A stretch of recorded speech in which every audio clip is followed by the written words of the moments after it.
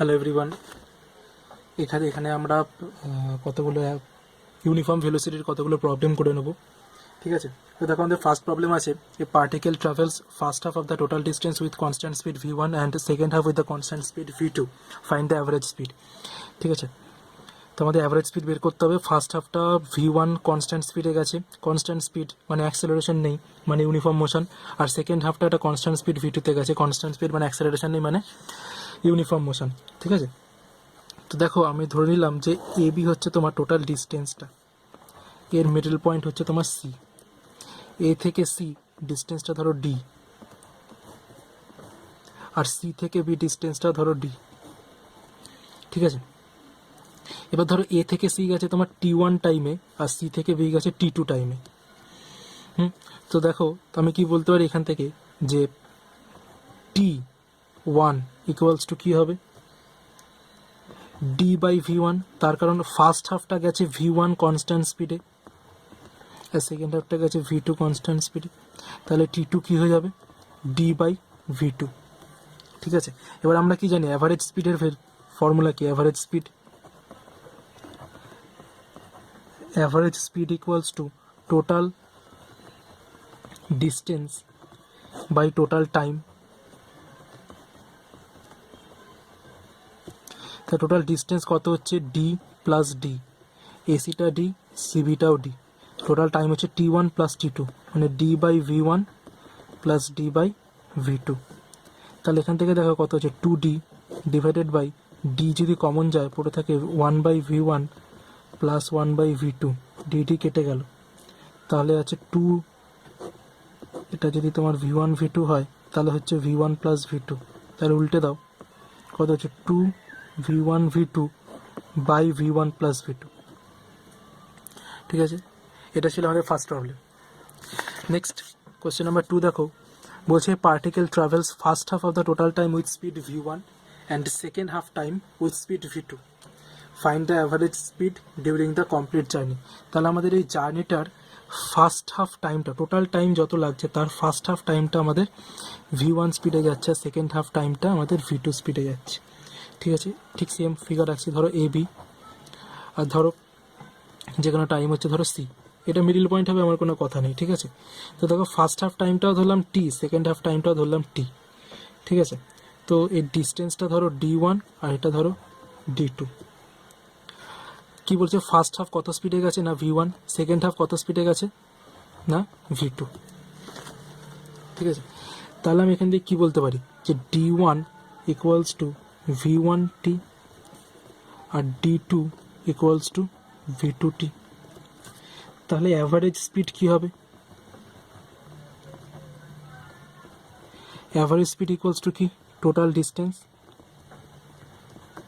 By total time. তাহলে total distance কি হচ্ছে, d1 প্লাস d2, মানে v1t plus v2t divided by total টাইমটা কি, t প্লাস t, মানে 2t, তাই তো। তাহলে আমি ওপর থেকে t কমন নিয়ে নিতে পারি, পড়ে থাকে কত, v1 plus v2 by 2t, টি কেটে গেল, তাহলে কত হচ্ছে v1 প্লাস v2 বাই 2। তাহলে দেখো ফার্স্টের কেসে কি ছিল, ফার্স্টের কেসে আমাদের ডিস্টেন্সটা সেম ছিল, দুটো হাফ, আমরা ডিস্টেন্স ইকুয়াল ডিস্টেন্স কিন্তু ডিফারেন্ট ভেলোসিটি নিয়ে গেলে অ্যাভারেজ স্পিড হবে এটা 2v1 v2 by v1 plus v2, কিন্তু সেম টাইমে ডিফারেন্ট স্পিড নিয়ে যদি যায়, এখানে দেখো টাইমটা সেম আছে, আগেরটা ডিস্টেন্স সেম ছিল, এবারটা টাইমটা সেম আছে, যদি টাইম সেম থাকে তাহলে হবে v1 প্লাস v2 বাই 2, পাতি অ্যাভারেজের ফর্মুলা। ঠিক আছে, এবার হচ্ছে আমাদের কোশ্চেন নাম্বার 3, এই দুটোকে অ্যাপ্লাই করে আমরা কোশ্চেন নাম্বার 3টা করবো। দেখো কোশ্চেন নাম্বার 3টা আগে দেখে নাও, দেখে পড়ে আগে নিজে ট্রাই করো, না পারলে তখন দেখে নেবে কী করে করছি। ঠিক আছে, তো দেখো কোশ্চেন নাম্বার 3 কি বলছে, a particle travels first half of the total distance with speed v1, first হাফটা v1 স্পিডে যাচ্ছে, in the second half distance constant speed in 1/3 time v2, second হাফের 1/3 টাইমটা v2 কনস্ট্যান্ট স্পিডে যাচ্ছে, অ্যান্ড ইন রিমেইনিং, এবং বাকি যে পথটা, বাকি যে টাইমটা পড়ে আছে সেটা মানে 2/3 টাইমটা কনস্ট্যান্ট স্পিড v3তে যাচ্ছে, তাহলে অ্যাভারেজ স্পিড কত, বুঝতে পারলাম। তাহলে দেখো আমাদের ধরে নিতে হবে টোটাল ডিস্টেন্সটা এখানে এ বি। তাহলে এই ডিস্টেন্সটার বলছে কি a particle travel first half of the total distance with speed v1। এটার ফার্স্ট হাফটা ধরো এটা হচ্ছে হাফ, ঠিক আছে। তাহলে ফার্স্ট হাফটা মানে কি এটা ডি, এটাও ডি, বুঝতে পারলাম। তাহলে এই যে ফার্স্ট হাফ এসি আর সিবির ফার্স্ট হাফটা বলছে যাচ্ছে উইথ স্পিড v1। সেকেন্ড হাফের টোটাল যতটা টাইম লাগছে তার 1/3 মানে t/3 টাইমটা যাচ্ছে v2 স্পিড নিয়ে, আর বাকি রিমেইনিং 2t/3 টাইম যাচ্ছে v3 স্পিড নিয়ে, ঠিক আছে।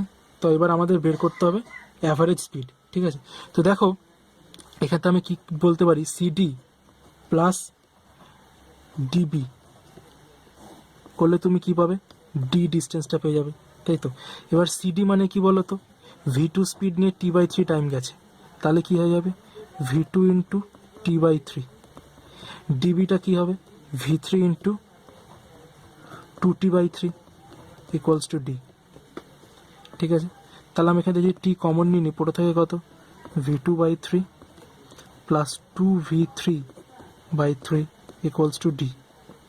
তাহলে টি ইকুয়ালস টু কি হয়ে যাচ্ছে 3d divided by v2 plus 2v3, এটা বেরিয়ে গেল, ঠিক আছে। এবার এই এসি যেতে কতটা টাইম লাগছে, তাহলে দেখো টি এসি কত হবে d/v1।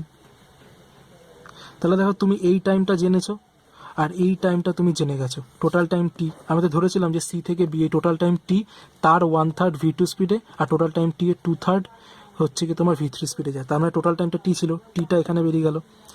তাহলে এই এ থেকে বিতে যেতে টি এসি প্লাস টি, এটা হচ্ছে টোটাল টাইম, আর ডিস্টেন্স হচ্ছে ডি প্লাস ডি 2d, ঠিক আছে। তাহলে দেখো অ্যাভারেজ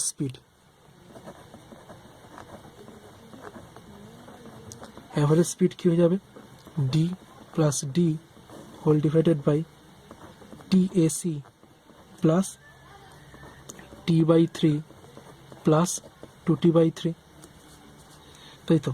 তাহলে ডি প্লাস ডি কত হচ্ছে 2d, মানে কত হচ্ছে T AC plus T 2d divided by T AC কত বেরিয়েছে d/v1 প্লাস টি এর ভ্যালু কত বেরিয়েছে 3d divided by v2 plus 2v3, ঠিক আছে। এখানে যে আমি টি এর ভ্যালুটা এখানে বসিয়ে দিলাম, তাহলে এখানে তুমি যদি ক্যালকুলেট করো তাহলে তোমার বেরোবে 2d।